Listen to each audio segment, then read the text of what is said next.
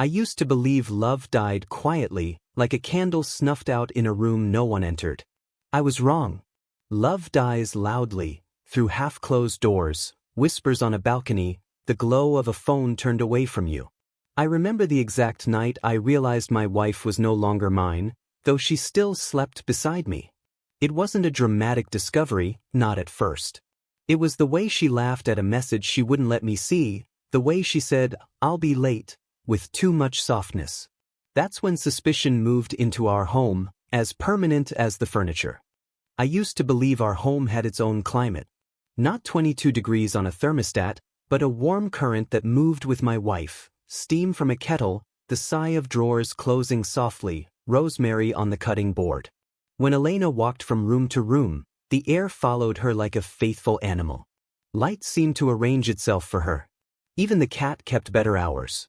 That's what I loved and what made me lazy, the certainty that her presence would make the day behave. Elena is the calm people mistake for simplicity. She is considerate in details that look like magic when you're tired, tea appearing where your hand will land, a fresh towel warming the chair before you've asked. Neighbors adore her. Mrs. Kovalenko from Tubi brings cherry jam and stories, and Elena listens as if both need equal patience. She remembers birthdays, dental appointments, the names of delivery men. I bring money mostly, she brings order, a taste of sweetness at the end of long weeks. Our marriage has been the kind you can hum without thinking. No breaking plates, no theatrical exits. We quibble about the right setting on the washing machine, or whether knives should face up or down in the rack, and then we laugh at ourselves for sounding like our parents. In bed we practiced a familiar ceremony, the slow drift from talk to touch, from the curve of her shoulder to the hollow beneath her ear, from the playful to the serious. Sex was not a battle or an apology, it was a language we learned together and could speak on dark nights without turning on the lamp. Warmth, routine, a quiet pride. And yet routine grows thin where it's touched the most. I started noticing edges. Her phone lives face down now, screen muting itself with a polite blue glow. She has girls' nights I never get invited to, and they end later than they used to. She returns with city on her skin, taxis, smoke, a trace of rain, and a smile that looks self-contained, like she's sharing a secret with her reflection. When I ask how it was, she says, "Good," in a voice smoothed of texture, and I let the word slip by. New things appeared. Earrings I hadn't seen before, a gold thread that trembles when she laughs. A silk blouse in a color between wine and bruise. Bottles of perfume with foreign names squatting on our bathroom shelf. Discounts, she says cheerfully, or Irina's gift, punctuating it with a kiss that feels like closing a book before the ending. Once I reached to stroke her hair as she dried it in the mirror, and she leaned away just slightly, smiling as if dodging a raindrop. That smile, it lingers in corners of my mind like smoke in curtains. Desire sharpened against this distance. I began to study her in fragments, the inside of her wrist as she poured wine, the back of her knee when she reached for the top shelf, the faint scar at her collarbone I used to kiss until she trembled. I wanted to remind her body that it belonged to me as much as mine belonged to hers. Some nights I pulled her close and she was responsive, even hungry, but there was a pause inside her, a hesitation I could feel in my bones. When she came, she hid her face against my neck, muffling her breath as though her pleasure was not entirely mine to witness. I told myself it was nothing. People change with seasons, and maybe I had failed to change with her. Love, I reasoned, is partly imagination, the ability to believe the best story when no explanation arrives. And yet, when she brushed past me in the hall and her hip grazed mine, fire shot through me. I wanted to press her against the wall, kiss her until she remembered every promise our mouths had ever made. But her eyes slid away, playful, distant. "Later," she said once, and the word stayed lodged in me like a thorn. The neighbors still congratulated me on being lucky. "You're Elena," they said, "such a treasure." I smiled, nodded, accepted their words like medicine. At home, though, I watched her adjust her earring in the mirror, watched her slip on lipstick too bold for the grocery store, and I knew that the climate of our home had shifted. It wasn't colder yet, but the draft under the door had begun. She carried a new smile, private and untouchable, and I could not help but wonder who it was really meant for. I used to think I knew the arithmetic of our household. Salaries in, bills out, a rhythm that never quite overflowed but never left us wanting either. Elena was careful, always careful. She clipped coupons, compared prices, turned leftovers into new meals with a magician's sleight of hand. For years, we were partners in modest comfort. That was why I noticed the shift as sharply as if someone had redrawn the budget in invisible ink. The first sign was a tube of lipstick, deep red, with a golden cap that looked like something from an advertisement, not from our bathroom shelf. I picked it up one morning while shaving. The name was printed in French, and though I couldn't translate it, the price tag stuck like a splinter in my mind. I knew brands like that weren't bought in corner shops. When I asked, Elena laughed softly, as if I had mistaken a stage prop for a treasure. "Oh, discounts," she said. "They had a sale at the mall." She kissed. Except the tube was followed by others. Perfume bottles appeared, heavy and luxurious, with names that curled in cursive letters across their glass.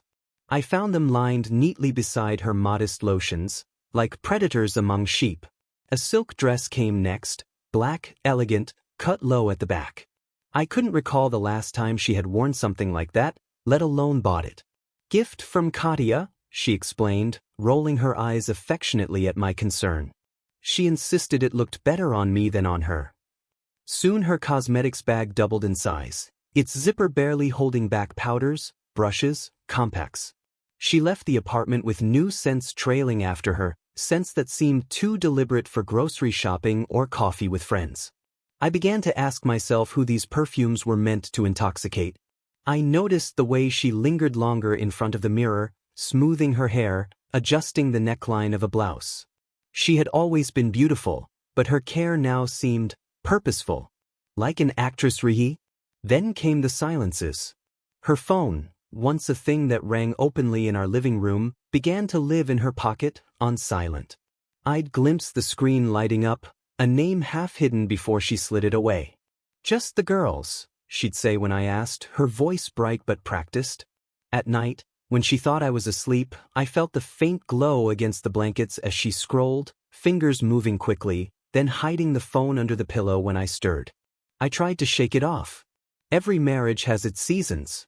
Perhaps she was simply rediscovering herself, tired of jeans and cardigans, wanting to feel the woman she had once been in her 20s. I told myself it was healthy, even admirable. But unease gnawed quietly at me. She used to tell me everything. Trivial things, small observations that made the day bearable. Now her words were shorter, stripped of detail. Work was fine. Dinner with the girls was fun. Conversations that ended before they began. One evening, she came home late, hair tousled, eyes shining, cheeks warm with color. She kissed me quickly, breathless, smelling of an expensive perfume that wasn't hers a month ago. I reached for her waist, pulling her close, my body hungry. But she laughed softly and slipped away, disappearing into the bathroom with the lock clicking behind her. I stood alone in the hallway, my hands empty, listening to the rush of water against the sink. Something inside me tightened. Desire and suspicion became indies. Still, I found myself wanting her more. When she bent to pick up shoes, I watched the way her skirt hugged her hips. When she tilted her head to fasten an earring, her neck gleamed like a dare. Sometimes I reached for her in bed, sliding my hand along her thigh. She would respond at first, breath hitching, skin warming under my touch, but then she would pull back, murmuring about being tired. I'd lie awake beside her, painfully aware of my own arousal, listening to her even breathing, wondering if her dream. The perfume bottles multiplied. A new clutch appeared, sequined and elegant, the kind of thing meant to catch light in a dim restaurant. She explained it with the same easy tone. "Irina gave it to me. She never wears it." The explanations were always ready, polished, but never convincing. At least not to me. And the smile she carried now, sharp, private, like she was savoring a secret joke, only deepened my unease. One Saturday, as she left for what she called a work meeting, I hugged her at the door. Her perfume clung to my shirt, sweet and heady. I watched her walk down the street, her heels clicking confidently. She didn't glance back. I stood there long after she turned the corner, the taste of suspicion bitter on my tongue. For the first time in our marriage, I felt like a stranger in my own home, living with a woman whose life was beginning to stretch far beyond the reach of my arms. The night it happened, I wasn't looking for proof. I was only looking for comfort. Elena was in the shower, steam curling beneath the bathroom door, her humming barely audible under the rush of water. I sat on the edge of the bed, restless, scrolling through my own phone without seeing the screen. That was when hers lit up on the nightstand, screen trembling with a notification she hadn't silenced quickly enough. I told myself not to look. Curiosity is a dangerous hunger, but my eyes betrayed me. It wasn't a name I recognized, not one of her girlfriends, not family. Just a message reminder, reservation confirmed. Suite 304 Tuesday, 8 p.m. Under the name Elf Novak. My stomach twisted, a violent lurch, as though gravity had shifted beneath the bed. A hotel. A false name. My wife. For a moment I forgot how to breathe. I didn't touch the phone. I didn't dare. My hands shook as though the glass might burn me if I picked it up. The shower continued, her humming now louder, and I pictured her behind the frosted glass, naked, warm, droplets trailing over the body I knew too well, the body I had loved in every possible way. Except now the image was poisoned by a shadow. Another man's hands, another man's mouth, another man watching her tilt her head back the way she did when pleasure overtook her. Rage and nausea hit at once. When she came out, wrapped in her towel, cheeks flushed, I smiled as though nothing had happened. My chest ached from the weight of pretending. She kissed my cheek absent-mindedly, moved to her vanity to apply cream, humming still. I wondered if she could hear the hammering of my pulse, if she could see the tremor in my jaw as I forced myself to act normal. Every detail became unbearable. Her perfume, the way her skin glowed, the curve of her legs crossing casually as if nothing in our life had shifted. I couldn't sleep that night. I lay awake beside her, staring into the dark, listening to her calm breathing. Her phone rested face down again on the nightstand, its silence louder than any alarm. I considered picking it up, scrolling through messages, looking for a name, a number, a clue. But the idea of confirming it terrified me more than ignorance. Suspicion is a venom that paralyzes before it kills. I chose paralysis. Days passed in fog. Every time she dressed for an evening out, I studied her outfit like evidence in a case. The silk blouse with a plunging neckline, the short dress that hadn't existed a month ago, the glittering earrings she claimed were borrowed. She smiled as she said, "Just a work dinner," or, "The girls again," her voice casual, her lips brushing mine, but her eyes never resting long on mine. My stomach coiled tighter each time. The hunger between us changed. I wanted her more desperately, as if proving her body still responded to me might erase the suspicion. Some nights she melted into my arms, kissed me with urgency, even straddled me with the same hunger we once knew. But even then, I couldn't shake the thought that she was rehearsing, sharpening her skills for someone else. When she cried out my name in climax, I wondered if it was only habit. When she lay against me, trembling, I imagined her doing the same in another bed. I tried subtle tests. "Who's Novak?" I asked one evening, pretending casual interest as we washed dishes together. She blinked, then laughed, shaking her head. "But sounds like someone from your office." The soap suds slid down her hands, her smile quick but unshaken. I felt small, ridiculous, beaten by the ease of her denial. I dropped it before she could suspect how much the name burned in my chest. But the image of that notification would not leave me. Suite 304. Tuesday, 8 p.m. I began to measure time by it, counting down the days, the hours. My mind became a film reel of possibilities. Elena in a dimly lit hotel room, sliding off her dress, biting her lip the way she did with me. Another man unbuttoning his shirt, whispering words I wasn't allowed to hear. The thought drove me mad, but also made my blood surge hot with something I hated to admit, jealous arousal. My wife, desired so intensely that, by the next week, I knew I couldn't just sit still. If I confronted her outright, she'd deny, dismiss, twist the truth into something palatable. I needed to see. I needed to follow the thread of suspicion to wherever it led, even if it ripped me apart.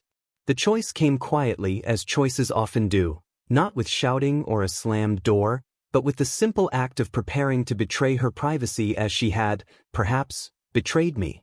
I planned carefully. I memorized the hotel address from the confirmation screen before it faded. I rehearsed the excuses I'd tell her if she caught me watching her leave. And all the while, I smiled across the table at dinner, kissed her forehead, touched her thigh, pretending to be the same husband she thought she knew. But inside me, something sharp had taken root. I was no longer just her husband. I was a man hunting for the truth, even if that truth destroyed us both. Tuesday arrived with the weight of a storm. I spent the entire day pretending to work, though every email blurred into nothing, every call was an indistinct noise. The only clear thought was the clock, hours sliding toward 8. When Elena dressed that evening, I watched her closely, memorizing every detail. She chose a navy dress that clung to her waist and revealed a hint of her back, elegant yet daring.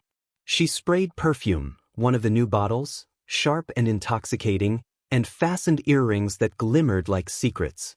She kissed me lightly on the lips before leaving. "Don't wait up," she murmured. It wasn't unusual, she had said those words before. But this time I felt them slice through me, like a sentence pronounced in court. When the door shut behind her, silence roared in the apartment. I waited exactly 5 minutes, then grabbed my jacket and followed. Outside, the air was damp, the kind that sticks to your throat. I kept a distance as I tracked her down the street. She didn't take the bus, didn't walk far. A taxi stopped at the curb and she slid inside with the grace of someone who knew exactly where she was going. My heart pounded as I hailed another cab, giving instructions to follow. The driver glanced at me in the mirror, curious, but said nothing. My palms sweated against my thighs the entire ride. The city center glowed with lights, wet streets reflecting neon and headlights. Her taxi stopped outside a restaurant, one of those expensive places where waiters wear white gloves and menus don't bother listing prices. I stayed in my cab until she stepped out, adjusting her dress, scanning the street. Then a man appeared from inside, tall, mid-40s, dressed in a tailored suit that whispered money and confidence. His hair was streaked with silver, his smile deliberate. Elena's face lit up when she saw him. They embraced, not too openly, but long enough for me to feel the ground tilt. He placed his hand lightly on her lower back as they entered the restaurant. I followed, heart racing, careful to keep my distance. Through the glass I could see them seated by the window, leaning too close for casual conversation. She laughed with a softness I hadn't heard in months, her hand brushing his across the table. The waiter poured wine, and their fingers intertwined briefly, naturally, like they had done it many times before. I couldn't move. I stood in the rain outside, watching them share jokes, smiles, touches. My stomach knotted, my vision narrowing. Every second was another nail driven into the coffin of the life I thought I had. This wasn't an accidental flirtation. This wasn't a misunderstanding. It was intimacy, practiced and comfortable. After dinner, they left together, her hand resting lightly on his arm. The taxi that picked them up seemed to scream with confirmation. My body moved on instinct. I hailed another and gave the driver the same directions, trailing them like a shadow. The ride felt endless, every red light a torture. Finally, they stopped in front of a hotel, grand and discreet. My chest hollowed as I read the name glowing above the entrance. It matched the reservation I had seen on her phone. Suite 304. I didn't follow them inside. My legs carried me across the street, where I stood beneath an awning, rain dripping from the edge onto my shoes. Through the glass doors, I watched them walk into the lobby. The man handed his credit card to the receptionist, his arm brushing Elena's. She tilted her head toward him, smiling, her eyes sparkling in a way I hadn't seen directed at me in years. Then they stepped into the elevator, the doors sliding shut like a verdict. Suite 304 awaited them. I wanted to run inside, to storm the desk, to scream her name until the walls shook. I wanted to drag her out, demand answers, demand the truth that was already written on her lips when she smiled at him. But I stayed frozen in place. My fists clenched, my throat raw with unscreamed rage. The fear of humiliation, of exposing myself as the pathetic husband watching from the shadows, chained me to the sidewalk. I told myself I needed to know more. I needed to understand. But the truth was simpler. I couldn't bear the confrontation. Not yet. Time stretched. Minutes bled into hours. I imagined what was happening above me in that suite, the unzipping of dresses, the low murmur of voices, the rhythm of bodies meeting. My stomach twisted, equal parts fury and unwanted arousal. The thought of Elena's naked skin under another man's hands both sickened and ignited me. I hated myself for it, but I couldn't stop the images. They came in waves, relentless, punishing. Eventually, I staggered away from the hotel, the rain soaking through my jacket. My reflection stared back from darkened windows, pale, haunted, unrecognizable. My perfect wife, my calm, caring Elena, was no longer mine alone. She had slipped into another life, another embrace, and I was left outside, shivering in the night, trying to understand whether this was a single betrayal or the unraveling of everything we had ever been. After that night outside the hotel, I could no longer return to ignorance. I woke the next morning hollow-eyed, my body aching as though I'd run miles in the rain. Elena moved about the apartment with her usual calm, humming while she prepared breakfast, sliding a plate of eggs in front of me as though nothing in the world had shifted. Her hair was damp from her shower, her skin glowing, her lips still faintly tinted by the lipstick she had worn the night before. I could not look at her without seeing the man's hands on her waist, the elevator doors closing, the number 304 flashing like a brand. She asked me about my day. I answered automatically, words falling out like loose coins. Every movement she made felt rehearsed, like she was playing the role of wife with perfection. The more flawlessly she performed it, the more I knew it was a mask. My Elena, the woman who laughed at my clumsy jokes, who once whispered her fears to me in the dark, was already elsewhere. I had seen her, laughing across a table at another man, walking with him into a hotel. The image would not leave me. I tried to work, but my mind spun only in circles. I began to dig.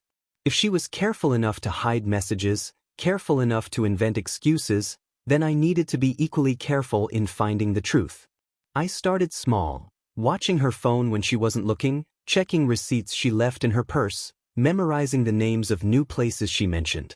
I followed threads of information the way an investigator might trace a suspect. Every detail mattered. Soon, patterns emerged. Work meetings in the evenings that stretched suspiciously late, always on the same side of town. Taxi rides to districts where offices closed at 6 but neon bars lit the streets until dawn. A particular boutique she claimed was too expensive for her tastes, yet I found its bags in our trash. The puzzle formed slowly, but it was when I overheard a call that the edges sharpened. One evening, as she showered, I picked up the phone she had left on the dresser. It was reckless, but desperation overrode caution. Her recent calls showed several unfamiliar numbers, often at night. I scribbled one down and later searched it online. It didn't belong to a friend or colleague. It was connected to a private agency. Its polished website promised exclusive companionship for elite clients. Escorts, though the word never appeared directly. My blood ran cold. I refused to believe it at first. Elena, my Elena, folding towels with gentle hands, tending to neighbors, listening patiently to old women's stories, how could she belong to something like that? Yet the pieces fit too perfectly. The clothes, the perfumes, the jewelry, the late nights. It explained how she could afford things we never budgeted for, why her eyes carried a secret sparkle when she returned home. My wife had not simply strayed into another man's arms. She had been living a double life. The next days became a blur of grim research. I trailed her once more, careful this time, keeping distance. She didn't go to her office as she'd claimed. Instead, she entered a building with tinted glass in the wealthier part of town. I lingered nearby, heart racing, until she emerged 2 hours later, her hair brushed, makeup freshened, carrying herself with a new confidence. She hailed a cab and I followed. The cab stopped in front of yet another luxury hotel. She disappeared inside with practiced ease. I stood outside, staring at the lit windows, imagining her behind one of them. My chest burned with questions I couldn't yet ask. Was she doing this only for money? For excitement? For love? I remembered the softness in her eyes when she looked at the man in the restaurant. That wasn't a transaction. That was affection. And that truth unsettled me more than anything else. If it was only her body she sold, I could tell myself she remained mine in heart. But if she had given away her heart, then what was left for me? At home, I searched deeper into the agency. Discreet, invitation only, designed for men with power and influence. They promised not only beauty but refinement, charm, secrecy. It wasn't something you stumbled into. She must have chosen it, cultivated it, built this life carefully in the shadows of our marriage. That realization hurt more than the betrayal itself. She hadn't fallen by accident, she had planned. I obsessed. Nights were spent scrolling forums, trying to find scraps of testimony from men who had used the agency, piecing together the rules of this hidden world. Escorts were more than hired bodies. They were actresses, confidants, even false lovers. They slipped into men's lives like silk scarves and vanished just as quickly. My wife, the woman who had once kissed me goodnight with unstudied tenderness, had learned to sell those same kisses to strangers. The thought scalded me. I lay awake at night, staring at the ceiling, Elena's soft breathing beside me. The woman who once whispered her dreams into my ear now whispered them to strangers, maybe to that silver-haired man who had taken her to Suite 304. I turned toward her sleeping form, my hand aching to touch her, to wake her, to demand answers. But I didn't. Instead, I clenched the sheets, my throat dry. My investigation had revealed what I feared. Elena wasn't just unfaithful. She was someone I no longer knew, someone who had carefully learned how to live two lives, and who seemed to love the second more than the first. The house had grown expert at disguises. Kettles still sang, the cat still curled on the radiator, the bed still looked like a place where hearts went to rest. But I had learned to hear the false notes, the extra softness in her voice when she said she'd be late, the measured pauses of someone editing themselves. Suspicion had become a second pulse. It was a small thing that undid me. On a Wednesday, she stepped onto the balcony to take a call. She did that often now, saying the signal was better outside. I let the faucet run and pretended to scrub a pan. The sliding door didn't close all the way. A strip of winter air leaked through, and with it, fragments of her voice. "Hi," she said, warmth blossoming. "I was thinking about you." A low male murmur answered. She laughed, private, not the bright one she used with neighbors. "I miss you too." "No, it's fine. He thinks I'm meeting Katia? I'll come tomorrow. Same place." Then, "You're ridiculous." "Oh, not just the sex. You know that." The word landed like a thrown stone. "When you touch me," she whispered, "I feel seen." The world inside me tilted. I could have stomached a stranger's hands if it meant nothing. But seen was a gate swinging open. She wasn't only straying, she was arriving somewhere, and that place wasn't me. I stood in the kitchen, cataloging the relics of our life. The dented pot from a camping trip, the chipped mug from Prague, the calendar with tidy boxes. A museum of a marriage, curated and dusted, while the living thing had slipped out the back door. Her voice softened. "He doesn't ask questions. Just far." Another murmur. "I like when you worry about me. It's sweet." "Stop, you'll make me cry." Elena didn't cry easily. The idea that his words could move her to tears dragged a nail across the chalkboard in my chest. I wanted to smash the glass, seize the phone, demand my wife back. But you cannot reclaim a person like a borrowed book. "You felt real to me from the start," she said. "Not like the others." "The others?" My stomach lurched. "No, you don't have to promise anything. I like being with you." Plain words, devastating, a choice made without ceremony. I realized I had prepared for the wrong battle. I was ready for scandal, for a confession of bodies. But the war had shifted to a quieter front. She had found a version of herself with him that felt illuminated. It wasn't the sex that endangered us, it was the tenderness wrapped around it.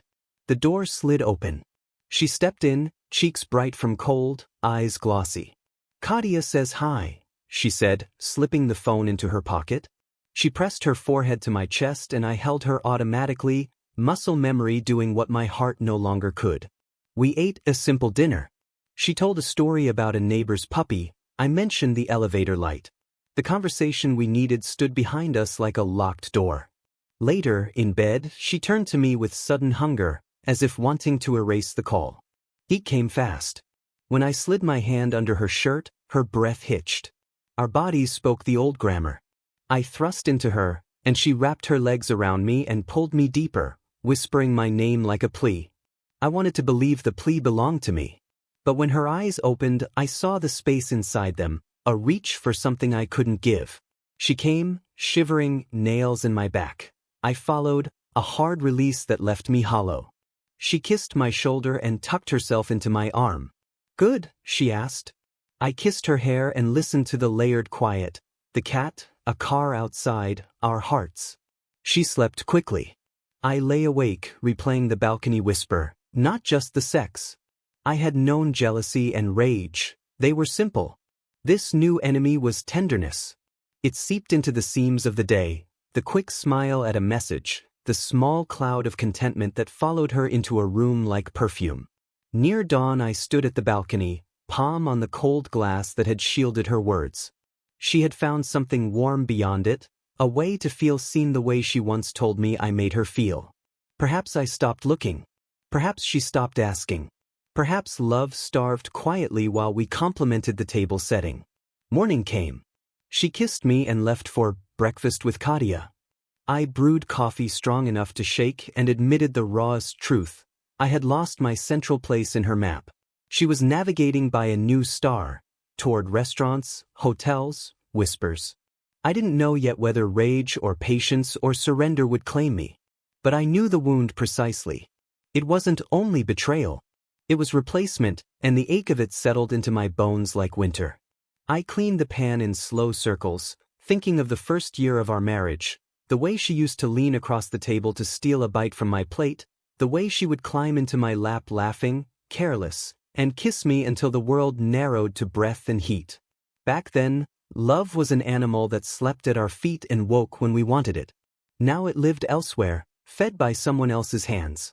I dried the pan and hung it back on its hook, as if returning one small thing to order might steady the rest. When she came home that night, the air around her felt altered, like a room after a storm. I stood behind her while she brushed her hair, watching the line of her neck, remembering the place my mouth used to live. Desire rose in me again, stubborn as flame in wind. I kissed her shoulder. She smiled through the mirror, tender, distracted, and covered my hand with hers. Later, she said lightly. The word had become a calendar that never turned. The morning I decided to confront her, the mirror betrayed me. I caught my reflection while shaving, hollow eyes, lips pressed tight, a man rehearsing his anger. I had carried suspicion too long. It had curdled into something bitter, something that demanded to be spoken aloud. She came home that evening humming, carrying a paper bag with groceries.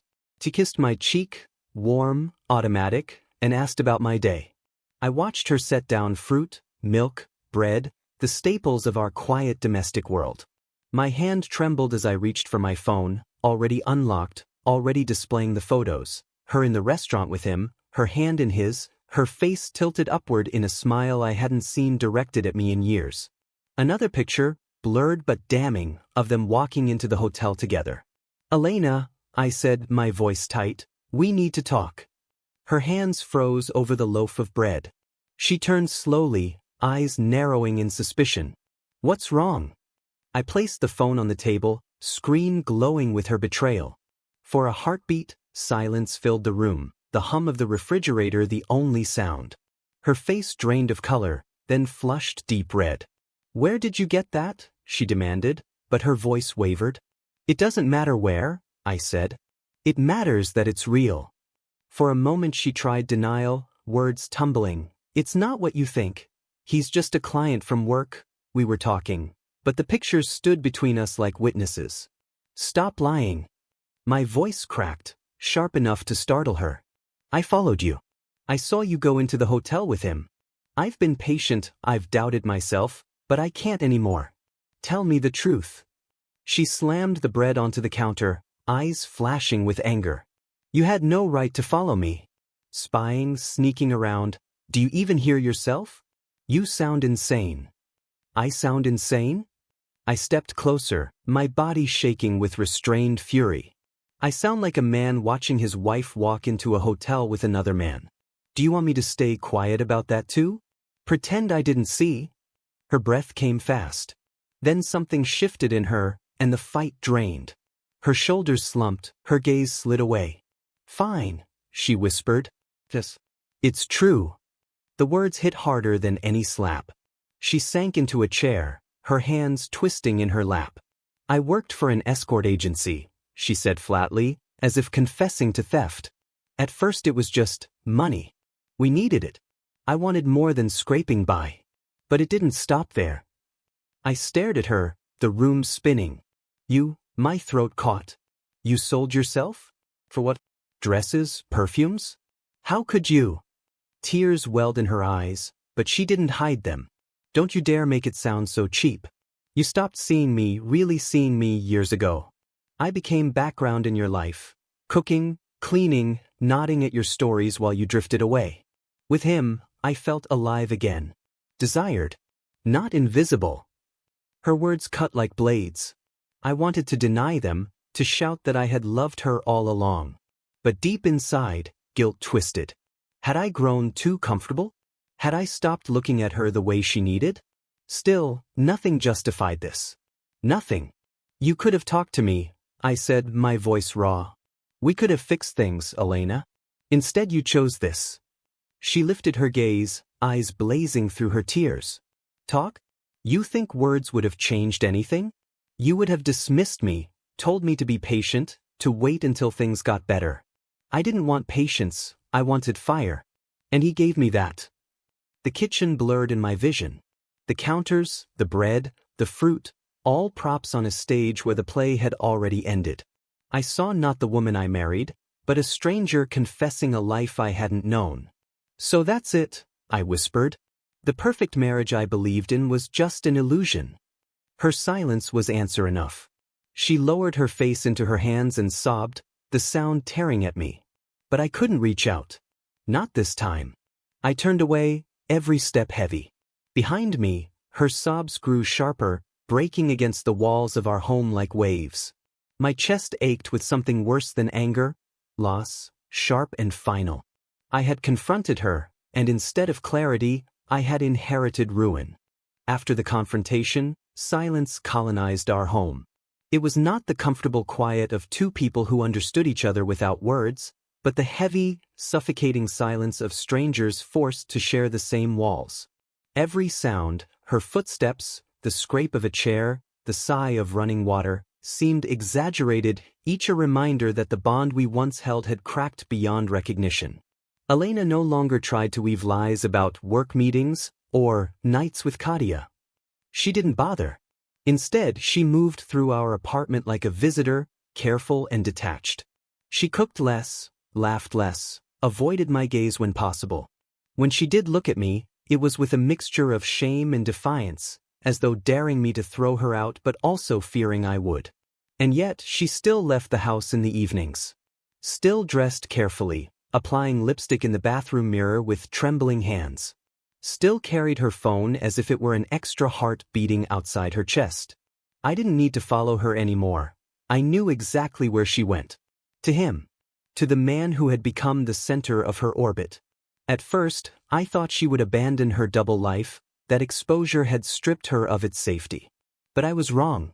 If anything, she leaned further into it, almost defiantly, as though now that I knew, there was no point in pretending otherwise. It was as if she had chosen, not me, not our marriage, but the fantasy she had built around him. And yet, from what I gathered in overheard calls and glimpses of messages she forgot to hide, he was not offering her the rescue she craved. He entertained her. He enjoyed her company, her body, her affection. But he was not uprooting his world for her. He was a man with a wife of his own, a career too visible to risk scandal, a life where Elena was nothing more than a luminous distraction. I overheard one of their conversations late at night when she slipped into the kitchen to whisper. "You said you'd think about it," she murmured, her voice fragile. "I can't keep living like this." A pause, then his muffled reply. I know, but it's complicated." Her tone broke. "It's always complicated with you." She returned to bed afterward, curling into herself, her back a fortress I dared not breach. She wasn't only hurting me anymore. She was hurting herself, chasing a promise that dangled just out of reach. The irony was bitter. She had sacrificed her marriage for a man who would never sacrifice anything in return. I began to notice changes in her. Dark shadows beneath her eyes. A sudden bitterness in her laughter. She snapped at neighbors she once charmed, ignored calls from her mother, left dinner half-eaten on her plate. Her double life, once so carefully balanced, was beginning to crumble. The agency must have noticed too. Less income, fewer appearances. She was distracted, consumed by a single client who never fully stepped into her arms. One evening, she came home and collapsed onto the couch, still in her heels, mascara smudged at the corners of her eyes. "He canceled," she whispered, though she wasn't speaking to me. "Said he was busy." She laughed once, a sharp, humorless sound. "Busy." Then she fell silent, staring at the ceiling as if it could answer her. I watched her from the doorway, torn between pity and fury. She had destroyed us for this, and now even that seemed to be slipping away. Yet part of me still ached for her, still wanted to reach out and take her hand, to remind her there had once been safety in me. But the distance between us had grown too wide, a canyon carved by betrayal and lies. Nights stretched long and sleepless. I listened to her shifting beside me, restless, haunted. Once, she reached for me in the dark, her hand grazing my arm. I froze. The gesture felt less like love and more like desperation, a drowning woman clutching at whatever was near. I wanted to hold her, to believe it was me she sought, but I knew better. Her heart was still elsewhere. Our home, once warm, turned cold. We spoke little, touched less. The bed became a stage where intimacy was rehearsed but never felt. Sometimes she initiated, climbing onto me with frantic urgency, but I could sense the ghost of another in her movements. I gave myself to her anyway, half out of habit, half out of hunger, but afterward the emptiness was worse than before. It was clear, her double life was collapsing. She couldn't keep balancing affection for him, obligations to the agency, and the wreckage of our marriage. She had gambled everything and now was losing on all fronts. The man would not save her. The agency would not forgive distraction. And I, her husband, was a shell, no longer her anchor but a mirror of her mistakes. One night, I found her sitting in the dark living room, knees pulled to her chest. "I don't know who I am anymore," she whispered when she realized I was there. For the first time in weeks, her voice carried no defiance, no anger, only exhaustion. I didn't answer. I couldn't. Because I realized I didn't know who she was anymore either. The morning after she said she didn't know who she was, I watched the city lift into day. Delivery trucks, a cyclist with a red scarf, a boy tugging his dog, it all moved with a certainty I envied. I poured 2 coffees from habit. Elena shuffled in wearing my old sweater, hair loose, eyes rimmed red. She wrapped both hands around the mug and sat without meeting my gaze. "We can't keep living like this," I said. My voice surprised me with its evenness. "I know." We'd once padded big decisions with small jokes, a walk around the block, a coin flip that always landed the same. Now the ritual was silence. I could hear it in her careful breathing, in the way porcelain clicked against the table. We were on a narrow bridge and the water below was dark. "I've been thinking about forgiveness," I said. "Not the kind you perform because people are watching. The real thing." I set my cup down. "I don't know if I can do it. I don't know if I can sleep beside the ghost of someone who lives behind your eyes." She flinched. "I never meant to hurt you." The words were useless and she knew it. I thought I could keep one life clean so the other wouldn't stain it. I was wrong. "You fell in love," I said. The sentence landed with the weight of a final bill. I don't know what to call it. I wanted to be someone else with him. And I liked the power, The way men looked at me like I was a spell only they knew how to say. It made everything bright. Then the light burned my eyes. Steam curled and vanished. Our fridge calendar still showed the month when we'd last planned anything. We could try again, she said. Therapy. Rules. Honesty. If you could forgive me. The word if hung like a step that might not hold. Maybe forgiveness is moving a mountain stone by stone, maybe possible, given enough years. But love needs shelter now. And even if I forgave the sex, could I forgive the tenderness? I had watched her give away what used to be mine. The soft voice, the listening, the laugh saved for the dark. I've also thought about leaving, I said. Taking a bag to my brother's. Renting a room that doesn't remember your perfume. A flicker of fear crossed her face, and to my shame, I felt a pulse of relief. Clean walls. A bed that knew nothing. Oxygen. She reached across the table. No seduction, only plea. If you leave, I'll understand. Just don't go believing I loved you less. I was selfish and blind. I wanted to be adored and didn't care where it came from. Unexpected tenderness moved through me, the kind that doesn't excuse, only recognizes someone trembling in their failures. I turned my hand and let her palm rest in mine. Tell me one truth, I said. If he asked you to choose, would you pick him? She closed her eyes. A month ago no, I don't know. He won't choose me. I was an indulgence he mistook for destiny in the dark and for complication in the light. She wiped a tear with the sweater's cuff. I wanted him to save me from what I'd done. But what I did followed me everywhere. I'm afraid you'll forgive me and I'll discover I can't forgive myself. Forgiveness isn't deserved, I said softly. It's given. That's what makes it unbearable. We spent the afternoon in separate rooms. I sorted drawers not because it mattered but because choosing the fate of old receipts was easier than choosing us. I found ticket stubs from our first trip, a photo from the day we moved in, a note in her handwriting, back soon, my love. Don't eat all the cherries. On the floor, I let myself grieve the people who had written and received those words. Evening gathered. She knocked on the doorframe. Soap and clean cotton. If we try, she said, I'll quit the agency. I'll cut him off. I'll hand you my passwords. I'll live with the shame if it means there's a way back. Part of me wanted to accept, to believe in a seam so perfect you couldn't see the mend. But I pictured waking to the glow of a late message and seeing her face tilt the way it did for him. I pictured hearing a laugh outside a cafe and wondering if it belonged to the man who had touched her where I once lived. I pictured us at a dinner years hence, a toast rising, and sweet 304 sliding over the rim of the glass. I can't build a marriage on surveillance, I said. And if I can't forget, I'd be sentencing us to a trial with no end. She bit her lip. Then say it, she whispered. Say what you choose. I stood. The room felt small, a box lit from the inside. I set my hands on her shoulders. I choose to leave. The words rang, clean and cruel. Not because you are unlovable. Because I can't love you well in this aftermath. I'd only punish you with my memory. She folded into me and cried, quiet, unpretty tears that soaked my collar. I held her, not as a husband reclaiming his wife but as a person saying goodbye to the person who had been the world. We stayed like that a long time, before the clock finally carried us forward. When she stepped back, her face was calm in a way that frightened me. I'll pack some things, she said. Stay with my sister. You can keep the apartment until you find a place. She hesitated. Thank you for not screaming. I did plenty of that inside. That night I slept on the couch.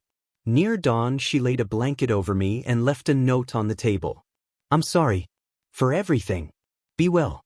The door closed softly behind her. The apartment exhaled, grateful to hold fewer stories. I watched the ceiling pale with morning and understood that my choice was not only an ending. It was a beginning shaped like emptiness. And in that emptiness there was room for a different man to stand.